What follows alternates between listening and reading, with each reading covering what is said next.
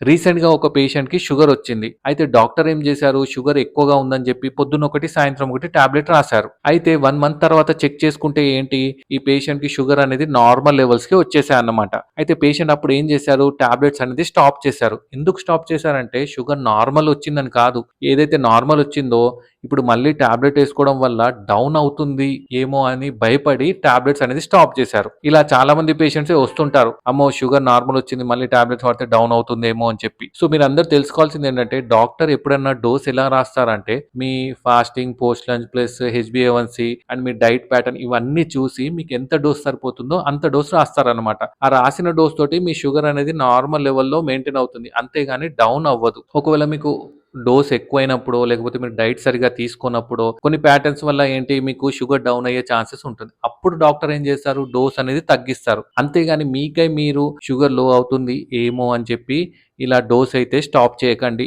Dose అయితే continue చేయండి. మీ doctor చూసి మీ షుగర్ లెవెల్స్‌ని బట్టి డోస్ అనేది అడ్జస్ట్ చేస్తారు. అర్థమైంది కదా! మరి మీకు ఇలాంటి డౌట్స్ ఏమైనా ఉంటే కింద కామెంట్ చేయండి. Thank you.